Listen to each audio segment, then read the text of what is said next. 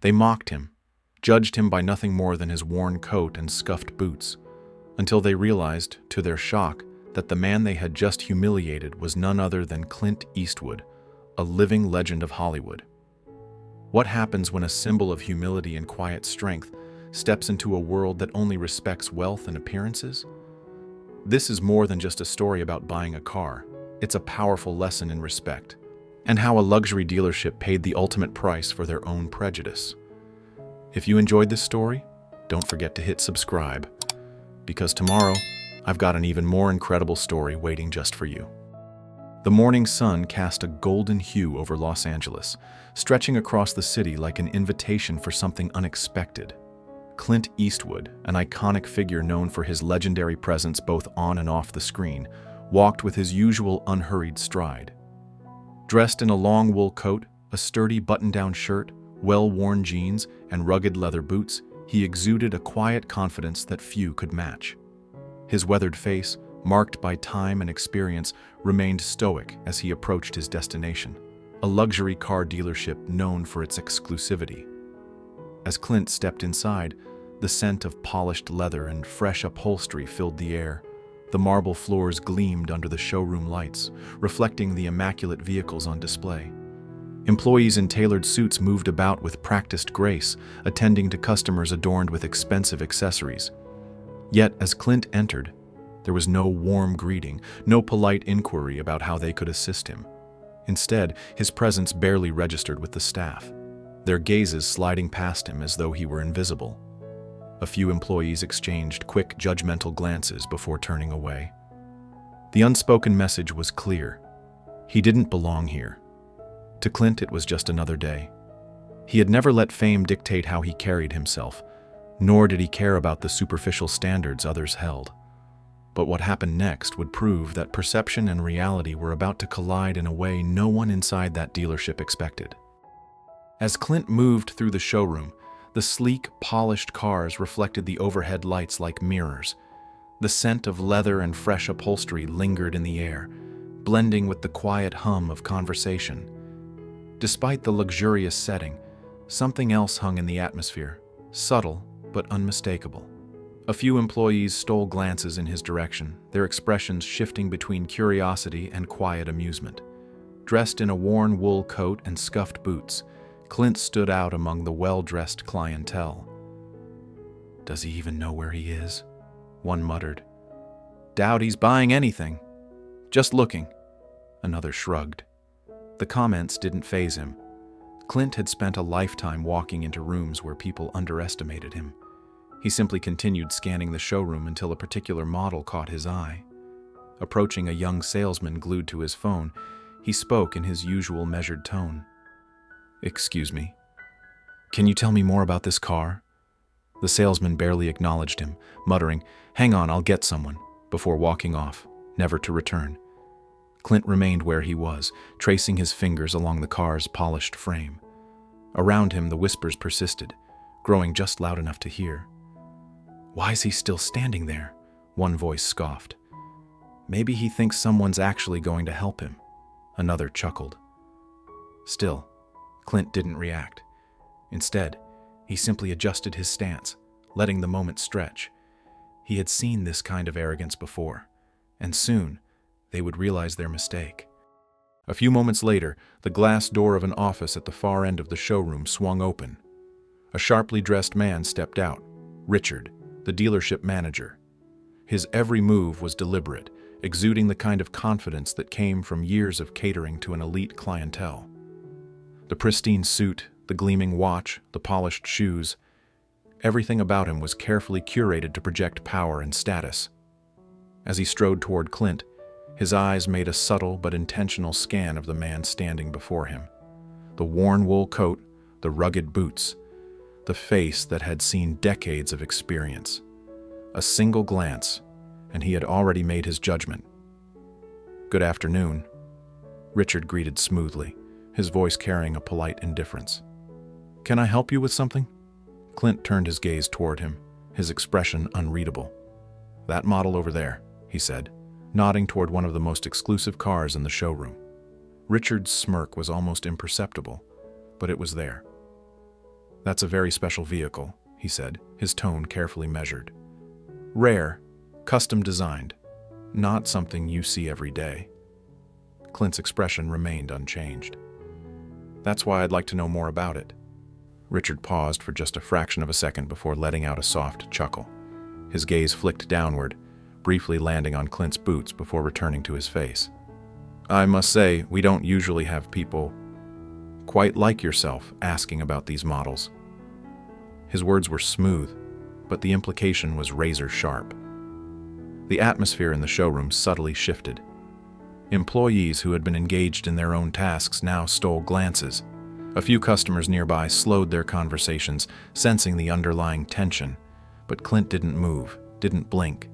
Instead, he tilted his head slightly. "Funny thing about cars," he said evenly. "They don't really care who owns them." For the first time, Richard hesitated, just for a second. Then, just as quickly, his practiced smirk returned. He had seen men like this before. Dreamers, window shoppers, people who wanted to step into a world they could never truly afford. "You don't really look like someone who belongs here," Richard said, his voice laced with amusement. "You sure you're in the right place?" A subtle hush settled over the showroom. Some employees pretended not to listen, but their stolen glances betrayed their curiosity. Richard stepped closer, lowering his voice just enough to make it personal. "People like you come in here all the time. You look, you dream, then you leave. If that's what you're here for, stop wasting my time." Clint remained still, his gaze locked onto Richard's with unsettling steadiness. Then, in the same quiet, unwavering tone that had once made outlaws in his films rethink their choices, he asked, "And what if I'm not here to dream?" Richard scoffed, shaking his head, the very idea laughable.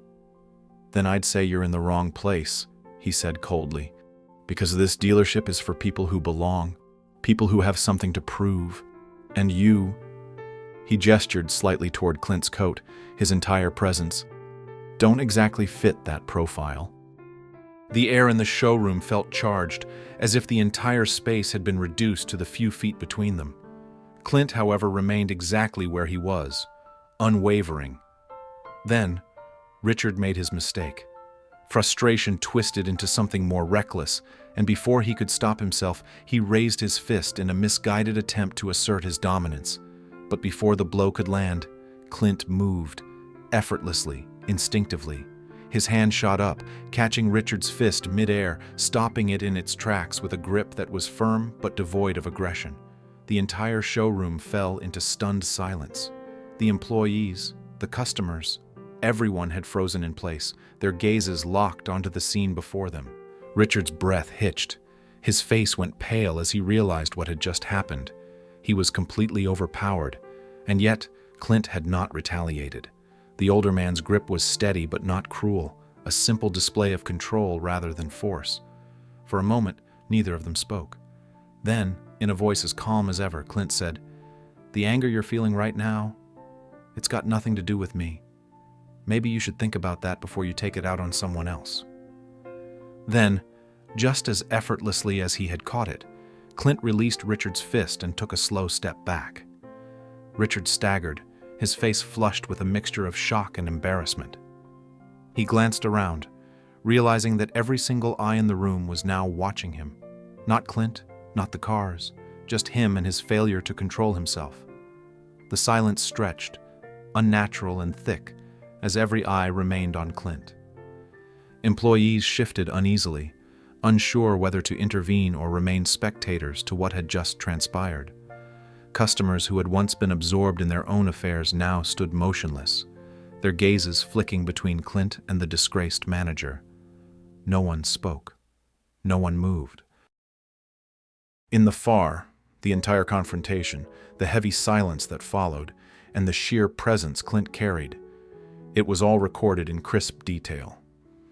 As Clint released Richard's fist and took a step back, he adjusted his coat, casting a final glance at the now humiliated manager. Without a word, he turned and walked toward the exit, his boots clicking steadily against the marble floor. No one moved. Every customer, every employee stood frozen, watching him go. The weight of what had just happened still lingered in the air. Just before stepping through the glass doors, Clint's eyes met the young man holding up his phone. A silent moment passed between them. The young man gave a small nod, an unspoken sign of respect. Clint, ever composed, responded with the faintest hint of a smile before pushing the doors open and stepping out into the warm Los Angeles sunlight. The second the young man left the dealership, he uploaded the footage online. It spread like wildfire. Within hours, it was shared across countless platforms, drawing millions of views. The internet exploded with outrage. "Unbelievable! How do you treat Clint Eastwood like this?" one user wrote. "This is why people hate pretentious luxury brands. Absolute disgrace," another commented. But it wasn't just about Clint being a legendary actor. It was about what he represented. A man of humility and quiet strength, judged by nothing more than his appearance. The moment that truly struck a nerve, though, was Clint's calm, yet powerful remark. "Respect doesn't cost a thing, but seems rarer than any car here." The phrase took on a life of its own. It flooded social media, quoted in thousands of tweets, turned into memes, even printed on merchandise within days. News outlets picked up the story, not just condemning the dealership's behavior, but sparking a broader conversation about classism and prejudice in high-end retail spaces. Heir of the dealership, a young customer had been quietly watching. His phone, angled just right, had captured everything. From the moment Clint walked in, to the arrogant dismissal, the open hostility from Richard, and finally, the moment Richard attempted to strike Clint, only to be effortlessly stopped. Public figures weighed in. Some celebrities shared their own experiences of being treated differently when not flaunting their wealth. Others praised Clint for handling the situation with such grace and quiet authority. What started as a single bad customer service experience had now become something much bigger, a symbol of misplaced judgment, of the quiet dignity that speaks louder than wealth. And as the video racked up millions of views, the fallout for the dealership was only just beginning. The fallout was swift and unforgiving. Within hours of the video going viral, the dealership's social media pages were flooded with outrage. Thousands of comments poured in, condemning the blatant arrogance and discrimination on display. Their once pristine ratings plummeted. One-star reviews stacked up, each one calling out the way Clint had been treated. "This place reeks of elitism. If they judge customers by appearance, they don't deserve anyone's business. Absolutely disgraceful. Boycott this dealership." But the backlash didn't stop there. Influential figures, celebrities, and even industry professionals joined the conversation, amplifying the outrage. News outlets picked up the story, plastering headlines across the internet. Talk shows and opinion pieces dissected the incident, holding it up as a prime example of classism in high-end businesses. As the controversy grew, former employees came forward with their own stories about Richard. "He always acted like he was better than everyone," one ex-employee admitted. "If you didn't look the part, he treated you like dirt." Another recounted a time Richard had refused service to a man simply because he wasn't dressed in designer clothing. He said, "We don't cater to window shoppers." It didn't matter that the guy was actually looking to buy.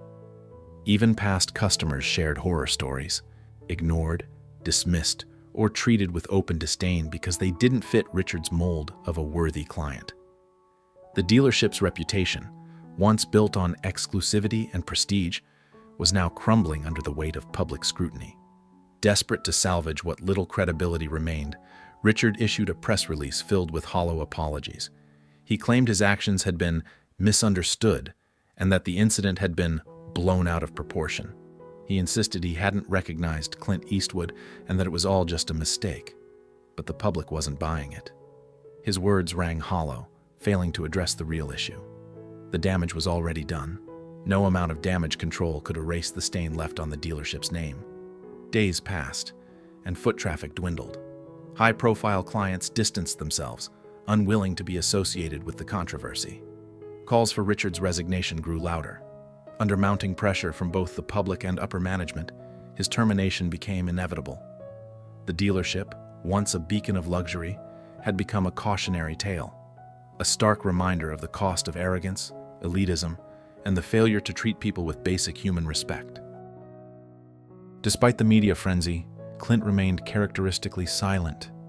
While the world buzzed about the viral video, dissecting every second of the encounter, he had no interest in engaging with the controversy. He had never been one to seek attention or dwell on conflict. However, after reflecting on the situation, Clint decided to return to the dealership, not for retaliation, but to make a point. When he stepped through the glass doors once more, the atmosphere inside was completely different. The usual air of superiority that had once dominated the showroom was gone, replaced by a tense unease. Employees, who had previously ignored or dismissed him, now froze the moment they saw him enter. Some averted their eyes, pretending to be occupied with work, while others exchanged nervous glances. Richard, the once overconfident manager, was standing behind the counter, his posture rigid. The arrogance that had defined him before had been replaced by something else, uncertainty, maybe even fear. He had seen the fallout from the video firsthand. He knew that his actions had cost the dealership dearly, and now, face to face with Clint again, he was left with no choice but to confront the consequences. "Mr. Eastwood," Richard began, his voice lower than before, lacking the condescension it once held. "I want to sincerely apologize for what happened. I think we got off on the wrong foot." He swallowed, forcing a strained smile. "I hope we can start over. Perhaps I can show you the car that caught your eye?" Clint regarded him for a long moment, his expression unreadable. The silence stretched, heavy with expectation. Employees who had been trying to look busy now found themselves unable to ignore the exchange. Finally, Clint shook his head. His voice was calm, but firm. "I'm not here to start over." Richard's forced smile faltered. I understand. I just thought I came here looking for something special," Clint interrupted, his tone unwavering. "But what I found was something that can't be fixed with an apology." Richard stood still, unsure of how to respond. "That's why I won't be buying this car," Clint continued, his gaze steady.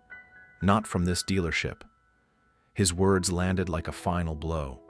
Richard visibly deflated, the weight of reality settling in.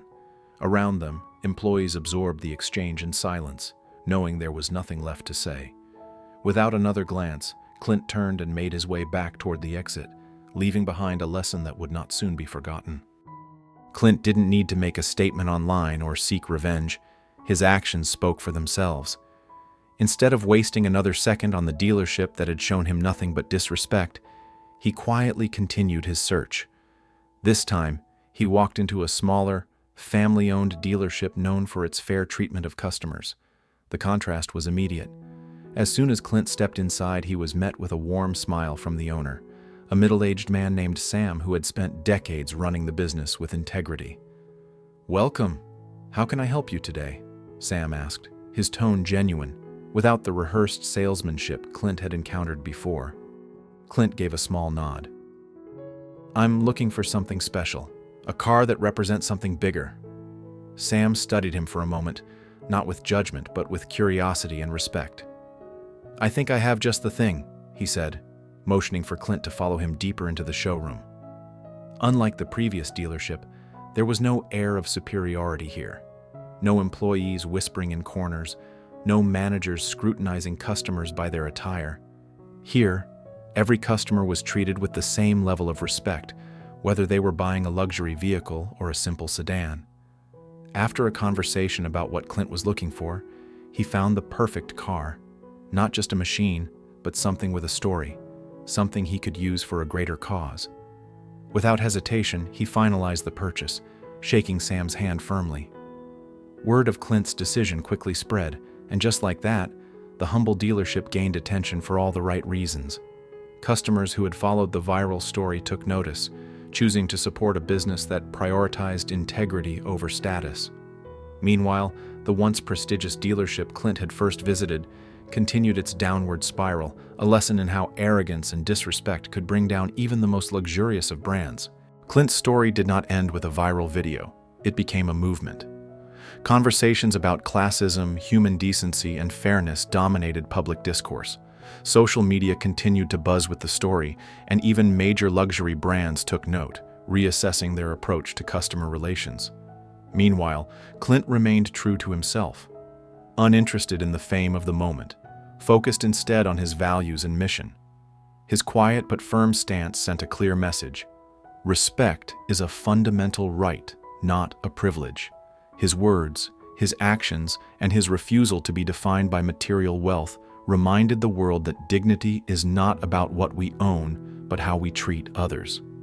In an era obsessed with status, Clint Eastwood's unwavering presence became a symbol of true respect, proving that the greatest luxury of all is integrity.